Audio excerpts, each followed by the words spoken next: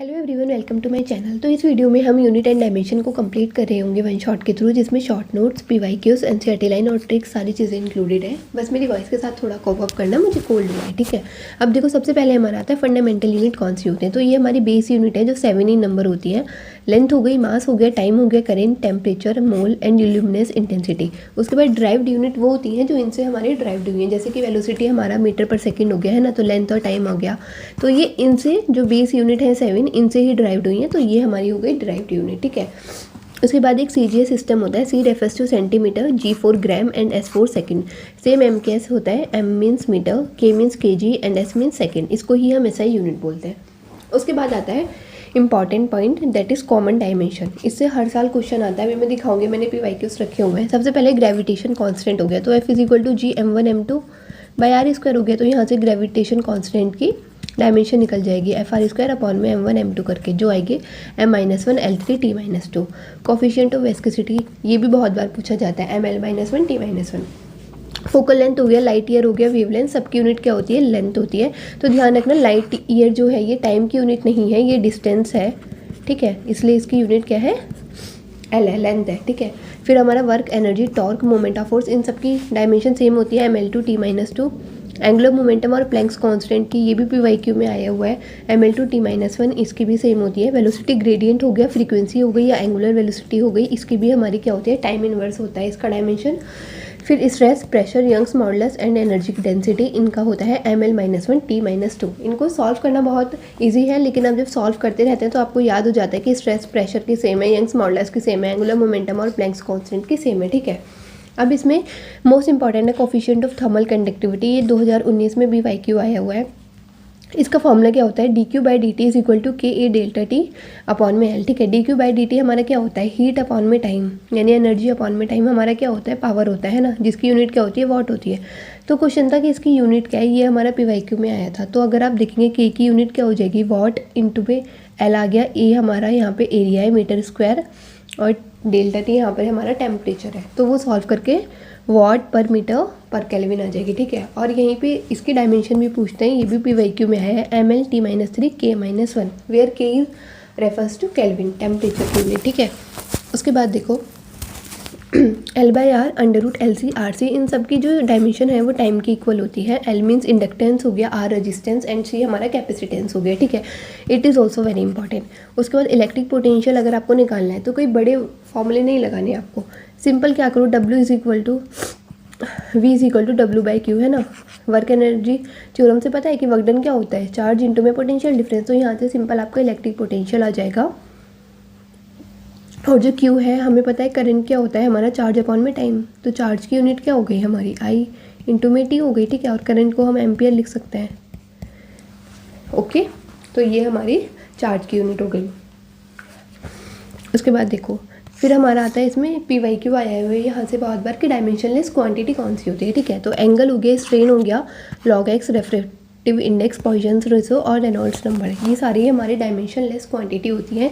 इसमें जो एंगल है इसकी जो यूनिट है वो रेडियन और डिग्री होती है, और सॉलिड एंगल की स्टेरेडियन होती है। तो एक क्वेश्चन आता है कि ऐसे कौन से हैं जिनके डायमेंशन तो नहीं होती लेकिन उनकी यूनिट होती है। तो एंगल और सॉलिड एंगल की डायमेंशंस नहीं होती लेकिन उनकी यूनिट होती है, लेकिन इसका वाइस वर्सा ट्रू नहीं है। अगर आपको क्वेश्चन आता है कि अगर कोई डायमेंशन लेस क्वान्टिटी है तो क्या उसके पास यूनिट हो सकती है, हाँ हो सकती है, ये एग्जाम्पल।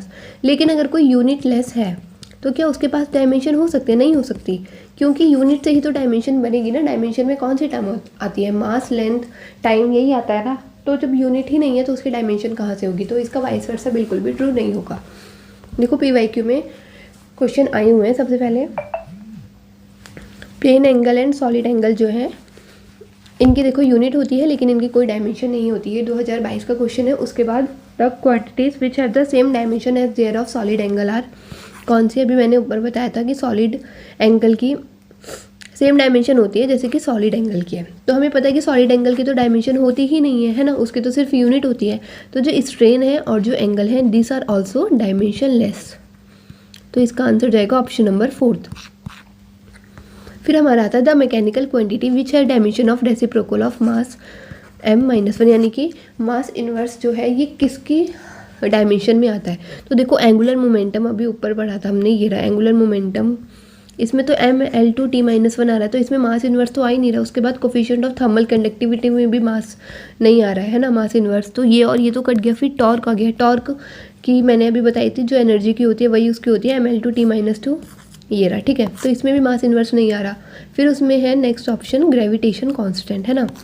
ये देखो, ये PYQ में ऐसे इन्होंने पूछा हुआ है, ग्रेविटेशन कांस्टेंट में मास इन्वर्स आ रहा है, तो इसका आंसर जाएगा ऑप्शन नंबर डी, कि आपका 2023 का PYQ है। उसके बाद आता है the physical quantity that has the same dimension formula as pressure. किसका बताया था मैंने, स्ट्रेस का होता है, यंग्स मॉडुलस का होता है, ठीक है। तो answer will be option number third.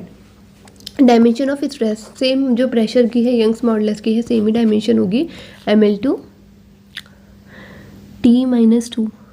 एक सेकेंड, स्ट्रेस की Ml-1T-2 है ना, यानी कि ये वाला option number third will be the answer, ठीक है। उसके बाद देखो, फिर आता है एप्लीकेशंस क्या है डायमेंशंस की। सबसे पहले टू फाइंड आउट यूनिट। अगर हमें यूनिट फाइंड आउट करनी है, हमें कोई एक यूनिट दी हुई है और हमें दूसरी फाइंड आउट करनी है। फॉर एग्जांपल मैं समझाती हूँ। देखो, इसमें हमारा ये वाला लगता है N1U1 is equal to N2U2, where N refers to numerical value and U refers to system of unit. अब आपको एक क्वेश्चन दिया हुआ है, the density of a material in a CGS system of unit is 4 gram per centimetre cube in a system of unit in which the unit of length is 10 centimetre and the unit of mass is 100 gram, the value of the density of the material will be. इसमें हमसे density पूछी है, हमें CGS system में दिया हुआ है और हमसे दूसरा पूछा है। तो देखो, सबसे पहले आप लगाएंगे N1U1 is equal to N2U2, ठीक है। N हो गया न्यूमेरिकल वैल्यू, U हो गया आपका सिस्टम ऑफ यूनिट। तो N1 हमें कितना गिवन है, न्यूमेरिकल वैल्यू 4, तो 4 लिख दिया।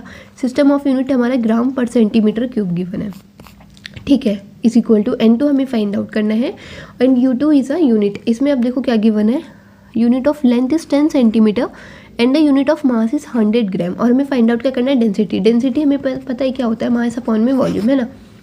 तो मास हो गया आपका 100 ग्राम, अपॉन में वॉल्यूम कितना दे रखा है, यानी लेंथ दे रखी है हमें 10 सेंटीमीटर, बट वॉल्यूम क्या होता है, L का क्यूब होता है ना। तो यहाँ पे आपने वॉल्यूम पुट कर दिया 10 सेंटीमीटर का होल क्यूब, ठीक है। फिर आपको कुछ नहीं करना है, इसमें क्रॉस मल्टीप्लाई करना है और N2 की वैल्यू आपकी आ जाएगी 40। तो आंसर ऑप्शन नंबर थर्ड होगा। तो बहुत ही सिंपल होता है, हमें बस दोनों को ना सेम टर्म में लाना होता है, ताकि ये ग्राम है या सेंटीमीटर है, ये हमारी चीज़ें कट जाएँ और हमें न्यूमेरिकल वैल्यू मिल जाए, ठीक है। इसका क्वेश्चन रिसेंटली में PYQs में नहीं आया, इसमें ये मैंने 2011 का क्वेश्चन है, तो ये मैंने वहाँ से उठाया है। उसके बाद देखो, फिर आता है हमारा प्रिंसिपल ऑफ होमोजेनिटी। इसमें क्या होता है, दो फिजिकल ऑफ डिफरेंट डायमेंशन को हम क्या कर सकते हैं, ऐड या सब्ट्रैक्ट जो है वो हम नहीं कर सकते, लेकिन मल्टीप्लाई या डिवाइड कर सकते हैं। फॉर एग्जाम्पल जैसे कि मीटर और सेकेंड है, ठीक है। तो ये हमारी लेंथ की यूनिट है, ये हमारा टाइम है, तो हम इसको प्लस या माइनस नहीं कर सकते, एडिशन एंड सब्ट्रैक्ट हम नहीं कर सकते दो अलग अलग क्वांटिटी को, है ना। लेकिन हम उनको मल्टीप्लाई या डिवाइड कर सकते हैं, जैसे मीटर पर सेकंड तो हो सकता है ना। अब ये लेंथ की यूनिट है, ये टाइम की यूनिट है, लेकिन इनका मल्टीप्लिकेशन एंड डिवीजन पॉसिबल है, लेकिन हम सेम यूनिट को हम एडिशन या सब्ट्रैक्ट नहीं कर सकते। आप 5 किलो में थोड़ी ना आप 5 सेकेंड को जोड़ के आंसर लिख दोगे, इट इज़ नॉट पॉसिबल ना, उसके लिए आपको सेम डायमेंशन चाहिए। अब देखो, if x is equal to AT plus B upon में C प्लस D है, तो हमें पता है कि x की जो होगी वो एक तो AT के इक्वल होगी, है ना।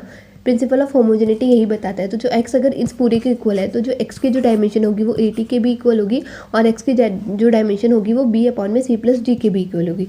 लेकिन C प्लस D की आपस में भी इक्वल होगी, क्योंकि मैंने अभी ऊपर यही बताया ना कि कोई भी चीज़ ऐड या सब्ट्रैक्ट तभी होगी जब उनके सेम डायमेंशंस हो, है ना। तो C और D हमारा इनकी सेम डायमेंशंस होनी चाहिए, सेम यूनिट होनी चाहिए, तभी हमारा ये क्या होगा, एक दूसरे के इक्वल होगा।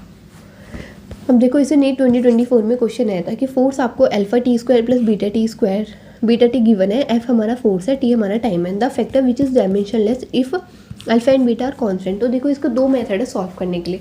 पहला तो हमारा हो गया लेंदी, कि मैंने फोर्स को अल्फा टी स्क्वायर के इक्वल रखा, फिर मैंने फोर्स को बी टी के इक्वल रखा। अब मुझसे पूछ रहा है अल्फा टी, मतलब अब मुझसे पूछ रहा है कि इनमें से कौन सी वाली चीज़ होगी, कौन सा ऑप्शन होगा जो डायमेंशन लेस होगा। तो मैं पहले यहाँ से अल्फा फाइंड आउट कर रही हूँ, एफ बाई टी स्क्वायर करके, तो मेरा ये आता है। फिर मैं यहाँ से बीटा फाइंड आउट कर रही हूँ, वो मेरा ये आया। फिर मैं alpha T by beta put कर रही हूँ, तब मेरा ये आया डायमेंशन लेस क्वांटिटी। एक और है, ये तो हो गया थोड़ा लेंदी मेथड की, उस टाइम हमें माइंड नहीं चला तो यार मैंने ऐसे कर दिया। बट एक बात देखो, इसमें आपको क्या दे रखा है, जो भी ऑप्शन है इसमें कहीं फोर्स का जिक्र है ही नहीं, फोर्स तो आया ही नहीं है इसमें कहीं, अल्फा बीटा और टाइम के साथ वो खेल रहा है, ठीक है।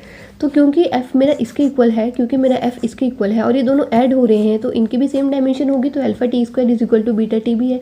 तो इसको और इसको यूज़ में ना लेके मैं डायरेक्ट क्या कर लूँगी, इसको फोर्स तो है नहीं, तो alpha t square is equal to beta t, time से टाइम उड़ गया मेरा, तो अल्फा टी बाई बीटा 1 के इक्वल आ गया, यानी कि ये जो क्वांटिटी है वो हमारी डायमेंशन लेस आ गई। तो ये है इजी मेथड कि फटाफट से आपने ऑप्शंस को चेक करा और फटाफट से आपने कर दिया, क्योंकि नीट सिर्फ उसका ही खेल नहीं है कि आप कितना करेक्ट कर रहे हैं, एक्यूरेसी और टाइम दोनों ही आपके लिए बहुत इंपॉर्टेंट है ना। तो ये वाला क्वेश्चन फटाफट हो गया। अभी 2024 में सेम क्वेश्चन आया था, v is equal to a x cube upon में अंडर रूट एक्स प्लस में बीटा। अब इसमें हमें डायमेंशन बतानी थी ए स्क्वायर बाय बी की। इसका जो करेक्ट आंसर है ये है, और जो यहाँ पे v है दैट इज़ पोटेंशियल, ठीक है।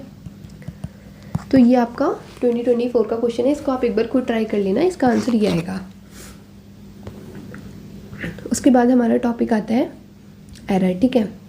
अब देखो एरर में एब्सोल्यूट एरर हमारा क्या होता है, इसको हम कैसे फाइंड आउट करेंगे कि ए मीन हमने निकाल लिया A1 plus A2 plus A3 shown and upon में एन, जितने भी हमारे वो नंबर्स हैं। डेल्टा A1 हमारा निकालता है, मीन में से हमने ये जो मीन निकला है उसमें से हमने A1 माइनस करा तो डेल्टा A1 आ गया हमारा। उसके बाद हमने A2, डेल्टा A2 कैसे निकलेगा हमारा, मीन में से हमने A2 वाली वैल्यू को सबट्रैक्ट कर दिया। तो ऐसे हम एब्सोल्यूट एरर फाइंड आउट करते हैं। मीन एब्सोल्यूट एरर क्या होता है, जो ये आपका डेल्टा ए आया है, यानी delta A1 plus delta A2 and that's ought upon में n, ठीक है। तो that is our mean absolute error. उसके बाद हमारा रिलेटिव एरर क्या होता है, मीन एब्सोल्यूट एरर अपॉन में एब्सोल्यूट एम, और ये हमारा क्या होता है, डायमेंशन लेस होता है। तो रिलेटिव एरर यानी कि आपको रिलेटिव निकालना है उसका, है ना। तो मीन एब्सोल्यूट एरर हो गया अपॉन में हमारा मीन हो गया, this is our relative error. उसके बाद अगर आपको परसेंटेज निकालनी है तो आपको कुछ नहीं करना है, इसमें 100 से मल्टीप्लाई कर देना है। अब देखो कॉम्बिनेशन ऑफ एरर में क्या होता है, हमें a plus minus delta A, तो जो ये a वाली वैल्यू होती है स्टार्टिंग में ये ओरिजिनल होती है, और जो डेल्टा ए होता है ये हमारा एब्सोल्यूट एरर होता है। अब देखो एडिशन और सब्ट्रैक्शन में क्या है, जब हम ऐड या सब्ट्रैक्ट करते हैं किसी भी क्वांटिटी को तो एब्सोल्यूट एरर उनके हमेशा ऐड ही होंगे, ठीक है, वो सब्ट्रैक्ट नहीं होते। जैसे कि a और b हमें ये गिवन है तो a प्लस बी क्या हो जाएगा, तो इसको तो मैं ऐड कर दूंगी 10 प्लस 5 15, और एरर को भी मैं यहाँ पे ऐड कर दूंगी, तो ये मेरा 15 प्लस माइनस 0.21 हो गया। लेकिन अगर सब्ट्रैक्ट करना होगा तो जो इसकी ओरिजिनल वैल्यू है वो तो सब्ट्रैक्ट होगी, 10 में से 5 गए, लेकिन जो एरर वाली है वो सब्ट्रैक्ट नहीं होती, क्योंकि एब्सोल्यूट एरर हमेशा ऐड ही होते हैं। तो ये हमारा ऐड ही होगा and answer will be 5 plus minus 0.21, ठीक है।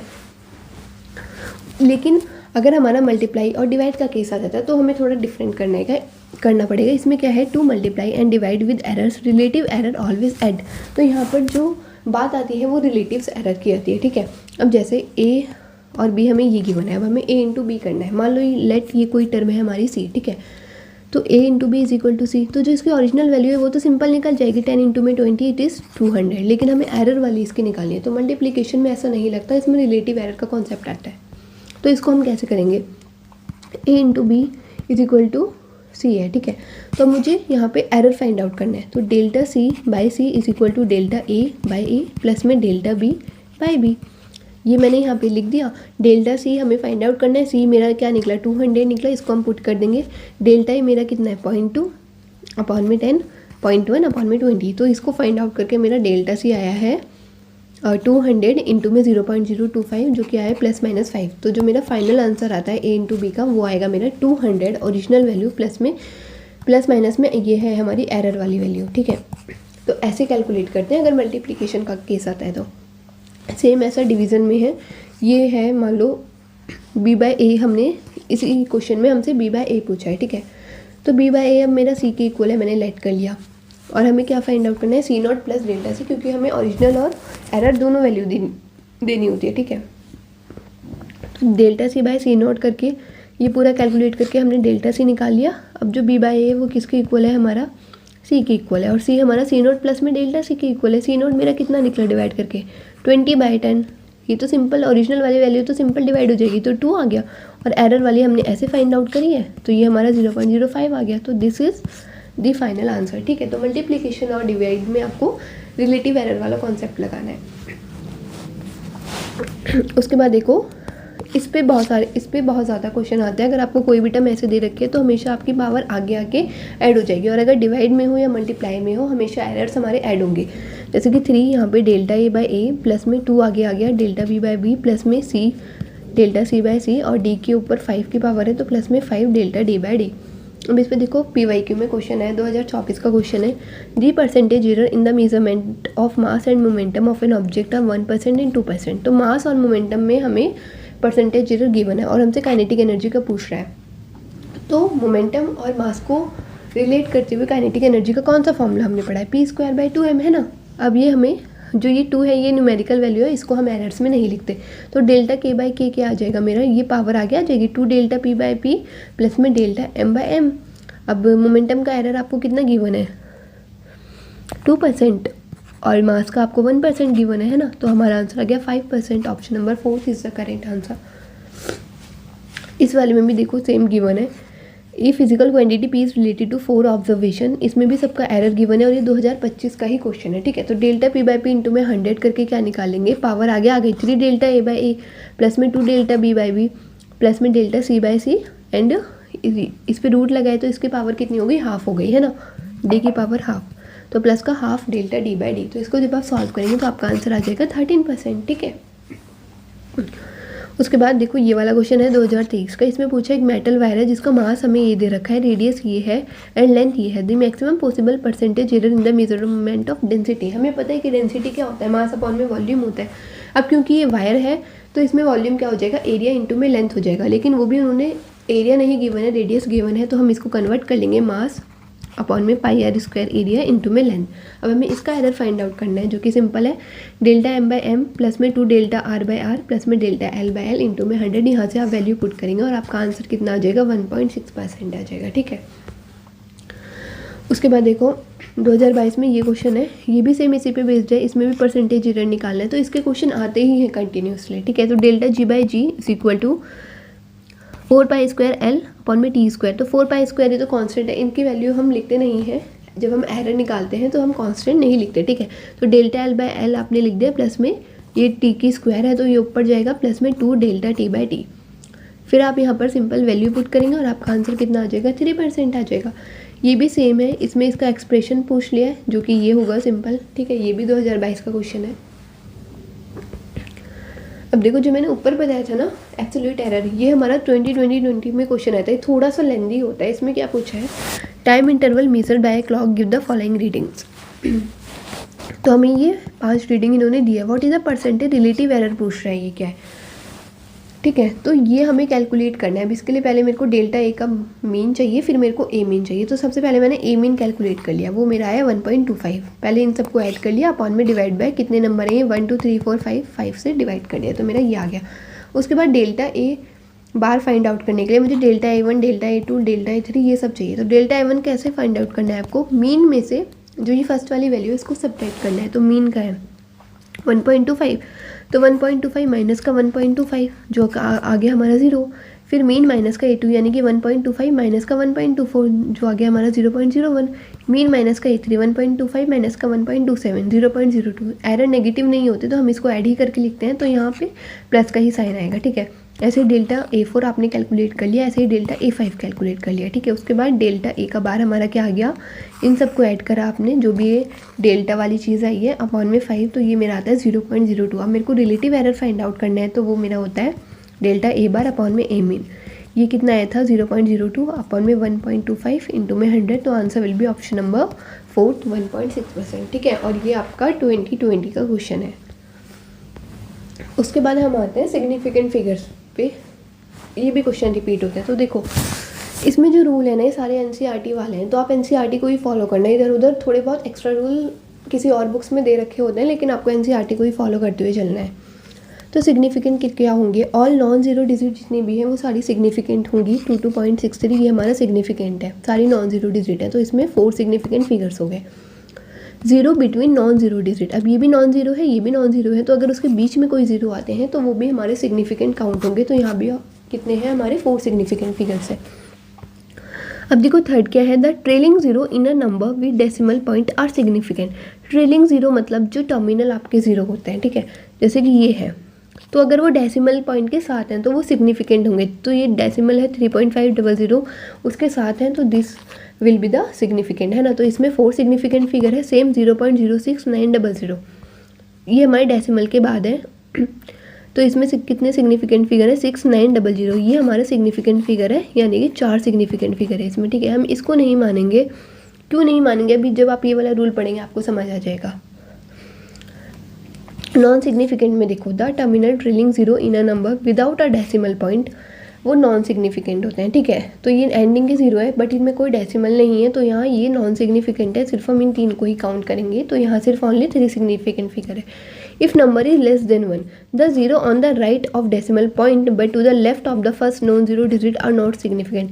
ये वाला क्यों नहीं माना, क्योंकि जो ये वाला जीरो है दैट इज़ लेस देन 1, और हमें डेसिमल के बाद हमें वो वाले ट्रेलिंग जीरो यानी कि जो एंड वाले जीरो है डेसिमल के बाद हमें वही काउंट करने हैं। तो इसमें इसलिए सिग्निफिकेंट मेरा कितना हो गया, 4 हो गया, ठीक है।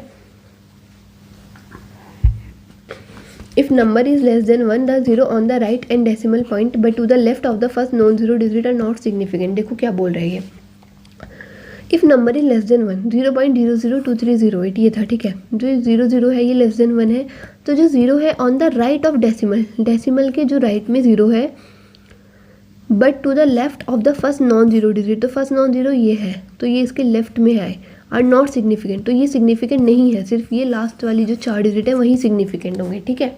ऐसे इसमें था, ये हमारा क्या है, लेस है, लेस देन 1 है, तो ये वाला सिग्निफिकेंट नहीं होगा, लेकिन जो डेसिमल के लास्ट वाले डिजिट है ये 4 ये हमारे सिग्निफिकेंट होंगे, इसलिए इसमें 4 है, ठीक है।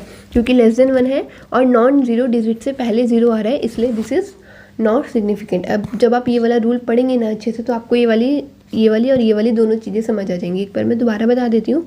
If number is less than 1, तो ये डेसिमल है, तो ये नंबर जो है डेसिमल के बाद वाला वो 1 से कम है, तो जो जीरो है on the right of decimal, तो डेसिमल के राइट साइड में जो जीरो है, और कोई नॉन जीरो अगर कोई नंबर लिखा है 2 3 4 5 वॉट एवर कुछ भी लिखा है, ठीक है, left of the first non zero digit, तो ये वाली जो है डेसिमल और फर्स्ट नॉन ज़ीरो डिजिट के बीच में जो ज़ीरो आएंगी वो नॉन सिग्निफिकेंट होती है। इसके बाद कोई अगर ज़ीरो आ रही है तो वो हमारी सिग्निफिकेंट होगी, है ना। तो इसका आंसर क्या है, ऑप्शन 4 है, यानी कि इसमें 4 सिग्निफिकेंट फिगर है। क्लियर। अभी अगर एक्सपोनेंशियल वाला क्वेश्चन आता है तो हम इसको नहीं काउंट करते हैं सिग्निफिकेंट फिगर में, इसमें सिंपल 3 सिग्निफिकेंट फिगर है। उसके बाद देखो क्या होता है एडिशन और सब्ट्रैक्शन के केस में। एडिशन और सब्ट्रैक्शन में आपको क्या करना है, लीस्ट डेसिमल प्लेस तक हमें आंसर को रिपोर्ट करना होता है। जैसे कि ये 3 डिजिट है, ठीक है, 3, 3.3, 3.11, 0.313, इनको ऐड करेंगे तो 36.723 हमारा ये आंसर आएगा। लेकिन हमें ऑप्शन में कौन सा रिपोर्ट करना है, लीस्ट डेसिमल। ये समझ लो डेसिमल के बाद जिसमें सबसे ज़्यादा कम नंबर होंगे वो हमारा आंसर होगा। तो डेसिमल के बाद कम नंबर, इसमें एक ही नंबर है, देखो यहाँ पे डेसिमल के बाद दो डिजिट आ रही है, यहाँ पर डेसिमल के बाद 3 डिजिट आ रही है ना। तो डेसिमल के बाद जितनी कम डिजिट होंगी हमें उसी को प्रेफरेंस देनी है। तो इसका आंसर होगा 36.7, क्योंकि ये है लीस्ट डेसिमल, तो इसके अकॉर्डिंग आंसर करेंगे एडिशन और सब्ट्रैक्शन में। सेम ऐसा यहाँ पे आपने करा तो इसको ऐड करके हमारा ये आ रहा है, ठीक है। अभी इसमें लीस्ट डेसिमल कौन है, देखो पॉइंट के बाद यहाँ 4 डिजिट आ रही है, यहाँ पॉइंट के बाद 3 डिजिट आ रही है, यहाँ पॉइंट के बाद 2 ही डिजिट आ रही है, तो दिस इज़ आपका लीस्ट डेसिमल। तो ये होगा 3.4731, है ना। तो लीस्ट डेसिमल तक आपको जो आंसर है वो रिपोर्ट करना है, तो 3.47 पॉइंट के बाद यानी डेसिमल के बाद सिर्फ 2 डिजिट, तो डेसिमल के बाद सिर्फ 2 डिजिट है ना, तो this will be the answer. Multiply और डिवाइड में थोड़ा अलग होता है, इसमें फाइनल आंसर हम उसके अकॉर्डिंग करते हैं जिसमें सबसे कम सिग्निफिकेंट फिगर हो, जैसे कि 2.73, 0.030, इनको जब हम मल्टीप्लाई करेंगे तो हमारा आंसर 0.0819 आएगा। इसमें हमारे 3 सिग्निफिकेंट फिगर है, इसमें हमारा एक ही सिग्निफिकेंट फिगर है 3। मैंने बताया था ना अभी ऊपर रूल कि डेसिमल के बाद वाला 0 और पहली नॉन डिजिट से पहले वाला जो 0 है, ठीक है, डेसिमल के बाद अगर कोई 0 आता है लेकिन वो कोई नॉन डिजिट से पहले है तो वो नॉन सिग्निफिकेंट होगा, अगर इसके बाद कोई है तो वो सिग्निफिकेंट होंगे। तो इसमें एक सिग्निफिकेंट फिगर है, तो जो आंसर होगा वो जिसमें सबसे कम सिग्निफिकेंट फिगर हो उसके अकॉर्डिंग होगा, ठीक है। तो 0.0819 है, तो आंसर विल बी 0.08। और इसमें भी कितने सिग्निफिकेंट फिगर है, ओनली 1, है ना। अब देखो डिवाइड में क्या है 0.91 4.26, ऊपर वाले में 2 सिग्निफिकेंट फिगर है, नीचे वाले में 3 सिग्निफिकेंट फिगर है। जब आप इसको डिवाइड करेंगे तो आपका 0.21 आएगा एंड आंसर आपका उसके अकॉर्डिंग जाएगा जिसमें कम सिग्निफिकेंट फिगर हो। तो आप समझ रहे हो इन वाले क्वेश्चंस को आप सिर्फ ऑप्शंस देखकर भी एलिमिनेट कर सकते हो, ठीक है। उसके बाद हमारा राउंडिंग ऑफ का कॉन्सेप्ट आता है। देखो इसमें क्या है, सबसे पहले if the digit to be dropped, अगर हमें किसी डिजिट को ड्रॉप करना है और अगर वो 5 से कम है then preceding digit will be unchanged. For example x is equal to 7.82 है, तो डेसिमल के बाद जो डिजिट है आप उसको अंडरलाइन कर दीजिए, उसके बाद वाले आपने सर्कल कर दिया। अब जो ये है ये हमें ड्रॉप करनी है, तो ये लेस देन 5 है, तो अगर लेस देन 5 है तो ये अनचेंज रहेगा, तो आंसर विल बी 7.8, ठीक है। अब अगर यही हमारी if the digit to be dropped is more than 5 तब हम इंक्रीज़ कर देंगे बाय 1 से, जैसे कि 6.87 है तो इसके नीचे मैंने अंडरलाइन करा, इसके नीचे मैंने 7 पे सर्कल करा क्योंकि मुझे ये ड्रॉप करनी है। अब क्योंकि ये नंबर ग्रेटर देन 5 है तो इसका आंसर क्या हो जाएगा 6.9। वो आपको क्वेश्चन में बता देगा कि आपको कहाँ तक करना है राउंडिंग ऑफ, ठीक है, 3 तक 2 तक, या आप ऑप्शन से वो पता लगा लेंगे। उसके बाद देखना if the digit to be dropped is 5, अगर मेरी डिजिट 5 है followed by digit other than 0 then preceding digit raised by 1। अब इसमें क्या है, देखो 16.351, अब यहाँ पे क्या आ गया, जो मेरा ये वाले डिजिट है ये 5 है, तो ये बोल रहा है if the digit to be dropped is 5, जो हमें डिजिट ड्रॉप करनी है अगर वो 5 है followed by digit other than 0 और उसके आसपास जो है वो हमारा अदर देन 0 नंबर है, तो प्रीसीडिंग डिजिट रेज्ड बाय 1, तो ये 16.3 की बजाय क्या हो जाएगा 16.4 हो जाएगा क्योंकि दिस इज अदर देन 0, ठीक है। उसके बाद देखो सेम है if the digit is dropped is 5 followed by 0, लेकिन अब उसके पास हमारा क्या है 0 है, तब क्या होगा देन प्रीसीडिंग डिजिट अनचेंज होगी अगर वो इवन है एंड इंक्रीज बाय 1 होगा अगर वो हमारी ऑड है। कैसे, देखो 3.250, तो ये हमारा 5 है, इस पर हमने अंडरलाइन करी, इस पर हमने सर्कल किया, अब यहाँ 0 है, तो अगर इवन डिजिट है प्रीसीडिंग डिजिट इवन है तो हम उसको अनचेंज करेंगे। तो ये देखो ये वाली डिजिट जो है प्रीसीडिंग डिजिट आपकी ये इवन है तो ये अनचेंज रहेगा, तो आंसर विल बी 3.2, लेकिन अगर ये ऑड होता तो हमारा ये इंक्रीज हो जाएगा 1 से, यानी कि 16.2 आपका आंसर हो जाएगा। Getting my point. तो ये 4 रूल आपको देखने हैं, जब वो लेस देन 5 हो, जब वो ग्रेटर देन 5 हो, प्रीसीडिंग डिजिट हमारी वो होती है जो ये मान लो मैंने 7.82 ले लिया, तो जिसमें मैं अंडरलाइन करी हूँ ना दिस इज द डिजिट, ठीक है, और जिसको ड्रॉप करना है उसको मैंने सर्कल से रिप्रेजेंट कर दिया, ठीक है। उसके बाद हमारा आता है, उसके बाद देखो ऑप्शन क्वेश्चन है 2024 में ये क्वेश्चन आया था, इसमें आपको मैचिंग करनी है। तो देखो इसमें कितने सिग्निफिकेंट फिगर है 1 2 1 3 ये वाले होंगे, क्योंकि मैंने अभी बताया वही वाला सेम रूल देखो कितने बार अप्लाई हुआ है, डेसिमल और पहले नॉन डिजिट जीरो के नॉन डिजिट नंबर के बीच में जितने भी जीरो आएंगी वो नॉन सिग्निफिकेंट हैं, तो ये तो काउंट ही नहीं होंगी। 1 2 1 3 ये काउंट होंगे, तो इसमें 4 सिग्निफिकेंट फिगर है, इसमें आपको दिख रहा है 2 है, इसमें आपके 3 है, 3 000 इसमें आपके 1 है, क्योंकि ये वाला रूल है आपका the terminal trailing 0 in a number without a decimal point are non significant, है ना, तो बिना डेसिमल के 0 हैं तो ये नॉन सिग्निफिकेंट है, इसमें एक ही सिग्निफिकेंट फिगर है, तो आप इसको मैच कर लेंगे, आंसर आपका ऑप्शन नंबर 4 आ जाएगा। उसके बाद देखो, अब देखो इसको मैंने ट्रिक से बताऊंगी, 2023 का क्वेश्चन है, अगर आप इसको वैसे सॉल्व करेंगे थोड़ा सा लेंदी हो जाएगा, बट अभी हम देखते हैं। इसमें बोला the diameter of a spherical bob when measured with vernier caliper yield the value this and this the mean diameter to the appropriate significant, तो मीन डायमीटर पूछ रहा है, तो डायमीटर अगर हमें निकालना है मीन तो क्या करेंगे, पहले हम ऐड कर देंगे अपॉन में डिवाइड, तो फाइनल हमारा क्या होगा, ऐड करके जो भी आपका नंबर आएगा अपॉन में आप उसको डिवाइड करेंगे, तो फाइनल तो ये डिवाइड हो रहा है ना। और मैंने क्या बताया सिग्निफिकेंट फिगर में जब हम मल्टीप्लीकेशन एंड डिवाइड करते हैं तब हम उसे चूज़ करते हैं जिसमें क्या हो जिसमें सबसे लेस सिग्निफिकेंट फिगर हो, है ना, जिसमें सबसे कम सिग्निफिकेंट फिगर हो। आओ अब इसमें देखते हैं, तो देखो 3.33 3.32 सब में ही जो लेस सिग्निफिकेंट फिगर है वो हमारा 3 है, क्योंकि सब में ही हमारे 3 ही सिग्निफिकेंट फिगर है, तो आंसर हमारा 3 सिग्निफिकेंट फिगर का होगा। ये आप इससे पता लगा सकते हो। अगर यहाँ पे होता 3.2 प्लस में 3.33 प्लस में 3.68 या ऐसे कुछ होता 3.204, ठीक है, तब हम देखते कि इसमें से कौन सा जिसमें कम सिग्निफिकेंट फिगर हो, लेकिन इसमें तो सब में सेम ही है ना, सब में 3 सिग्निफिकेंट फिगर है, यानी कि मैक्सिमम जो आपका आंसर आ सकता है वो 3 ही सिग्निफिकेंट फिगर में आएगा। ये 4 में दे रखा है हटा दो, ये 2 में दे रखा है हटा दो, अब ये 2 ऑप्शन बचे 3.33 3.32। अब हमें इसके लिए हमें डिवाइड करना पड़ेगा, तो मेरा आंसर है 3.328। ठीक है, अब मेरे को इसमें 3 डिजिट के बाद मेरे को राउंड ऑफ करना है, तो 3.32। ठीक है, अब जो ये वाली डिजिट देखो, क्योंकि हमें यहाँ पे 3 डिजिट तक यहाँ पे राउंड ऑफ करना है, तो पॉइंट के बाद वाली हमारी डिजिट है, इसको हमें ड्रॉप करना है, जो ये 4th नंबर आ रहा है, क्योंकि हमें 3 सिग्निफिकेंट फिगर चाहिए। ठीक है, तो ये अंडरलाइन इस पर हमने सर्कल बना दिया, इसको हमें ड्रॉप करना है, और ये नंबर है ग्रेटर देन 5, और जब ग्रेटर देन 5 होता है तब क्या होता है, हमारा रेज्ड हो जाता है, इंक्रीज बाय 1 है ना, तो इसलिए इसका आंसर कितना है 3.33। तो answer will be option number 3rd। तो ये आपको उसे पता चलेगा राउंडिंग ऑफ से। ठीक है, तो इसमें दोनों कॉन्सेप्ट लग गए, सिग्निफिकेंट वाला भी लग गया और इसमें राउंडिंग ऑफ भी लगवा लिया इन्होंने। अब अगर यहाँ हमें 3.32 होता बस, ठीक है, और हमें 2 ही सिग्निफिकेंट चाहिए होते ऑप्शन के अकॉर्डिंग, तो फिर हम इस पे अंडरलाइन करते, इस पे सर्कल करते। अब ये लेस देन 1 है तो नो चेंज है ना, पर यहाँ पे हमें 3 तक चाहिए होता है, तो हमें जो लास्ट वाली ड्रॉप करनी है, हमें वो वाला नंबर इसमें देखना पड़ेगा। वो ग्रेटर देन 5 है तो फिर इंक्रीज बाय 1, तो आंसर विल बी 3.33 सेंटीमीटर। ये आपका 2023 का PYQ है। उसके बाद taking into account the significant figure, what is the value of this. तो मैंने क्या बताया, जब हमें एडिशन और सब्ट्रैक्शन में क्या है, लीस्ट डेसिमल मेरे को देखना है, यानी कि डेसिमल के बाद जिसमें सबसे कम डिजिट होंगे वही मेरा आंसर होगा।